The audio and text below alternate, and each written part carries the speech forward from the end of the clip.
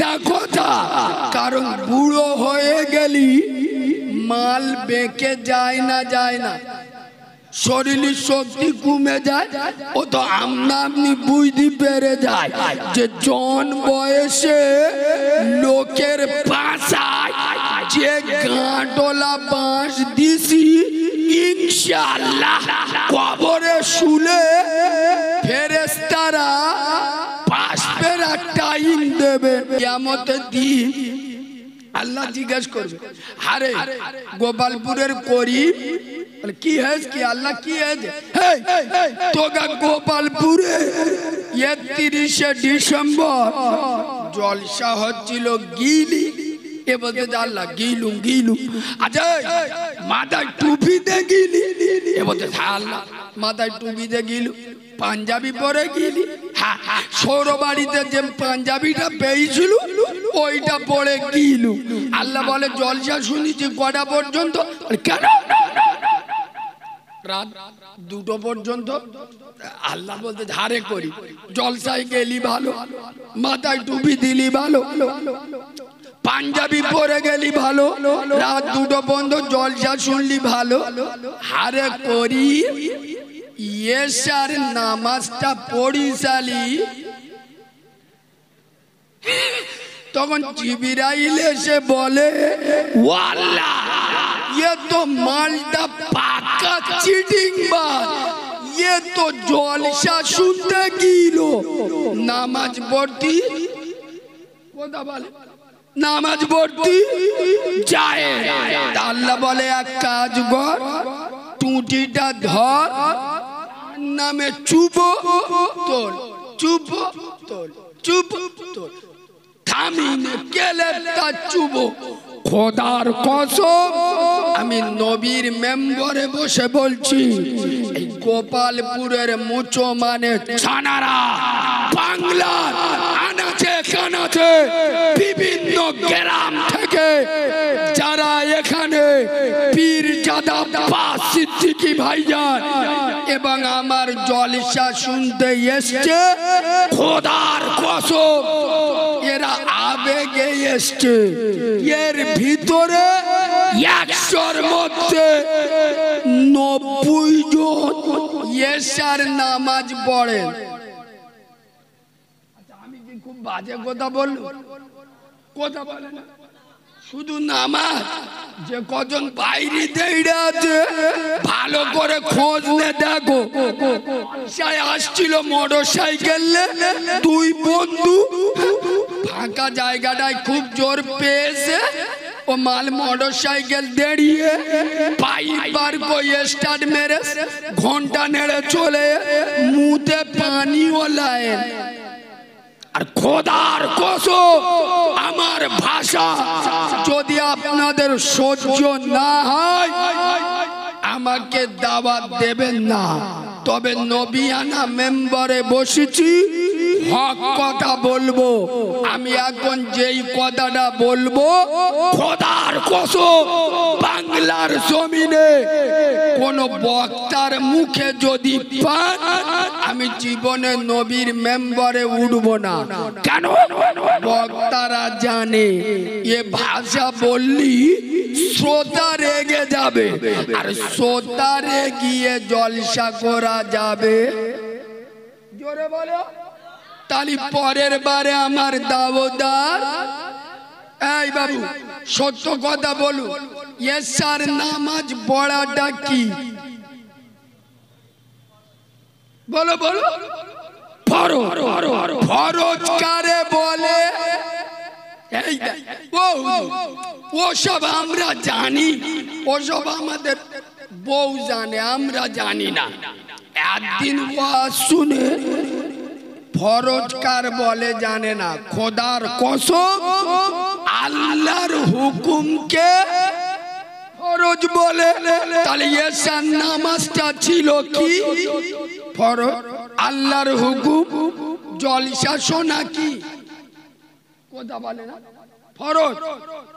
ওয়াজিব সুন্নত নফল না, ফরজ নয়, ওয়াজিব নয়, সুন্নত নয়, শর্ত নফল নয়, মুস্তাহাব। শুনলে ভালো, না শুনলে কোনো গুনাহ নেই, কিন্তু এশার নামাজ পড়াটা ফরজ ছিল। ইমাম মসজিদে ওয়াজ করেছে, বাবা বেটা ছেলেদের এই হাঁটুতে নিয়ে আর নাভি পর্যন্ত, এটা হলো সতর মানে ফরজ, ঢেকে চলতে হবে।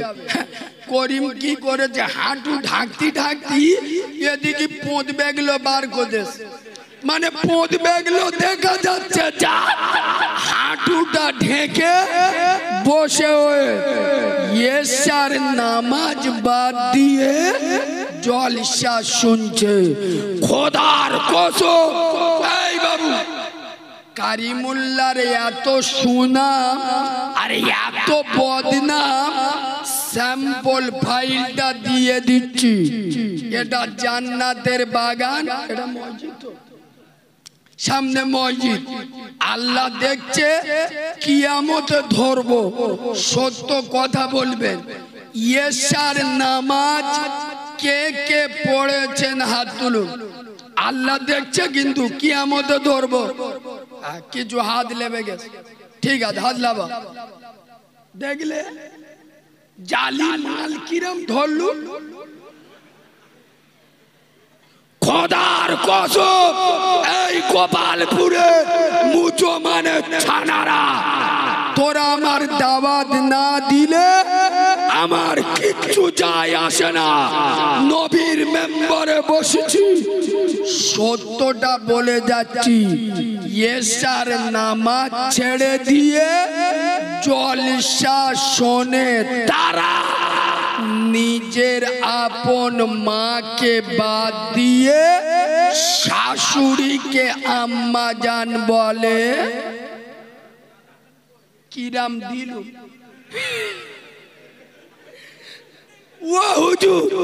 আমরা তো শুনতে, তুমি মাঝখানে নামাজের কথা কেন ঢোকালে? এই মুচো মানে ছানা, খোদার কসম বেনামাজি কোন আমল আল্লাহর দরবারে কবুল হবে? জোরে বলো। এই পশ্চিম বাংলায় বর্তমান শাসক দলে একজন এমএলএ, এ ভদ্রলোকের নাম হলো হুমায়ুন কবির। নাম শুনেছেন? মুর্শিদাবাদে বাড়ি। আজ থেকে 20-25 দিন আগে এ ভদ্রলোক একটা বক্তব্য দিছিল, গোটা ভারতে বক্তব্যটা ভাইরাল হয়েছিল। কি? আমি হুমায়ুন কবির, আমি মুর্শিদাবাদে একটা বাবরি মসজিদ করব। শুনেছেন না শোনেন? নেটে দেখেছেন? খোদার কসম, রাজারহাট এলাকা, মধ্যম গ্রাম এলাকার যত মুসলমান এখানে জলসা শুনতে এসছে, পায়ে ধরে বলে যাচ্ছি, এই সব মিথ্যা নেতাদের কথার ভিতরে আসবেন না। এগুলো রাজনৈতিক বক্তব্য। এই মালটার সাথে ওদের দলের দিদির ঝামেলা চলছে।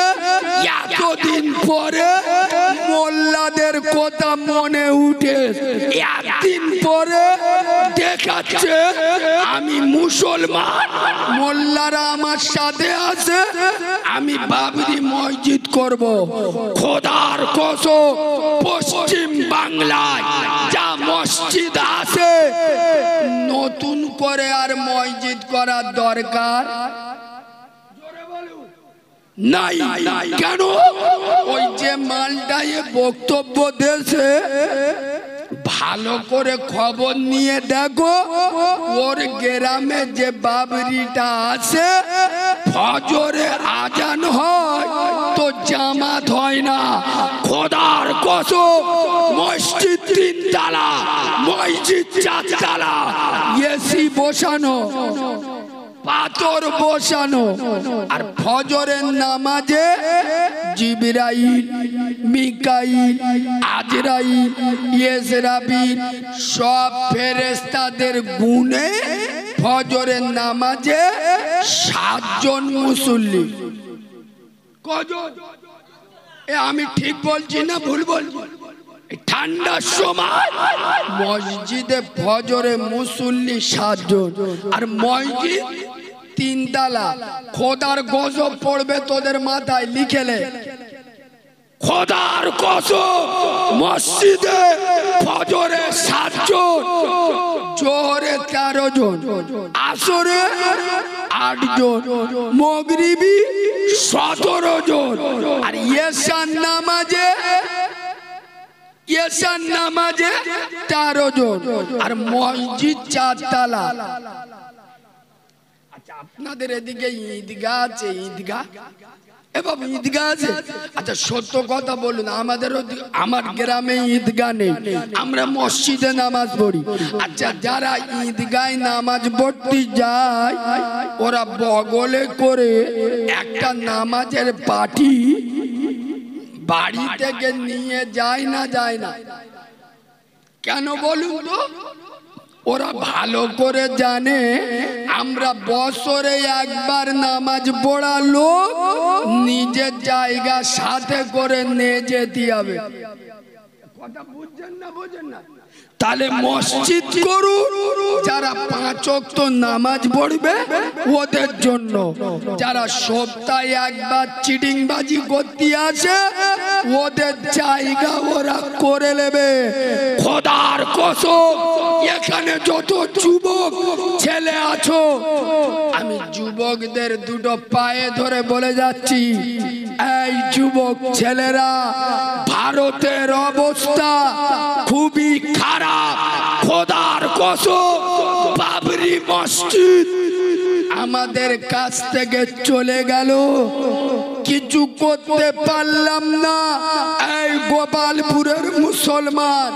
লিখে নাও এমন একটা সময় আসবে তুমি মসজিদে যাওয়ার জন্য ছটফট করবে কিন্তু মসজিদ তোমাকে নেবে জোরে বলো নেবে না আজ থেকে উত্তর প্রদেশে মসজিদগুলো ভাঙা হচ্ছে যুবক ছেলেরা আজ ইসলামে যুবকদের বড় অভাব যুবক ছেলেরা যখন ওযু করে 5 ওয়াক্ত নামাজে মসজিদে আসবে আর খালি হাতে আসবে না মসজিদে আসার সময়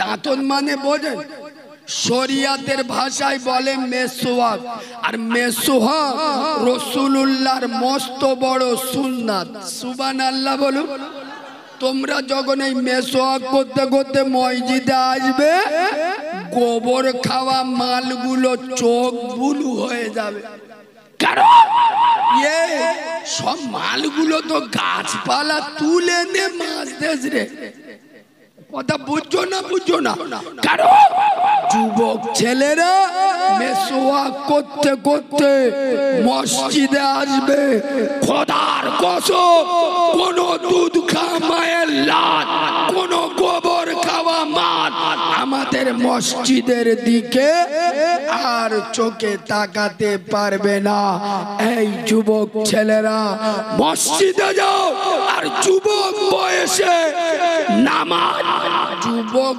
বয়সের ইবাদত আল্লাহর কাছে প্রিয় সুবহানাল্লাহ বলুন বুড়ো বয়সে নামাজ পড়া কোনো দাদাগিরি চুপ করে আরে বুড়ো বয়সে নামাজ পড়া কোনো দাদাগিরি এই যে কটা বুড়ো লোক বসে আছে আমার কথা এদের একটু রাগ হবে এই শোনে আমি হক কথা বলতে গিয়ে আমার জন্ম দেয়া বাপকে ছাড়ি না তাই এখানকার মুরব্বীরা অনেক দূর খোদার কসম যে কটা বুড়ো মাল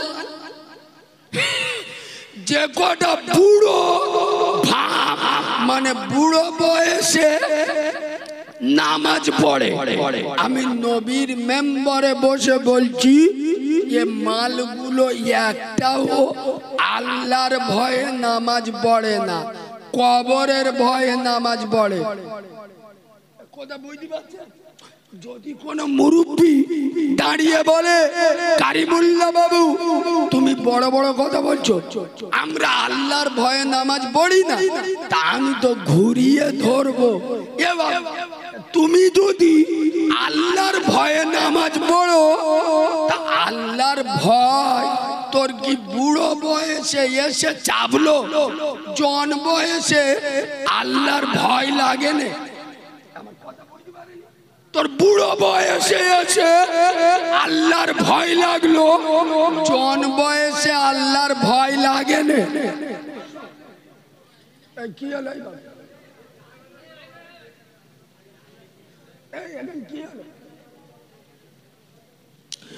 এসব মিথ্যা কথা। কারণ বুড়ো হয়ে গেলি মাল বেঁকে যায় না, যায় না, শরীরের শক্তি কমে যায়। ও তো আপনি বুঝতে পেরে যায় যে জন বয়সে লোকের পাশায় যে গাঁটলা বাঁশ দিছি ইনশাআল্লাহ কবরে শুলে ফেরেশতারা পাঁচবেলা টাইম দেবে, অ্যাকশন চালু করে দেবে। ওই জন্য আল্লাহর ভয়ে নয়, কবরের আযাব থেকে বাঁচার জন্য মসজিদে যায়। এই যুবক ছেলেরা, যুবক বয়সে মসজিদে যাও, আমার আল্লাহ খুশি হবে। সুবহানাল্লাহ বলুন। আগো আমাদের যুবকরা জন বয়সে মসজিদে যাবে? চুপ করে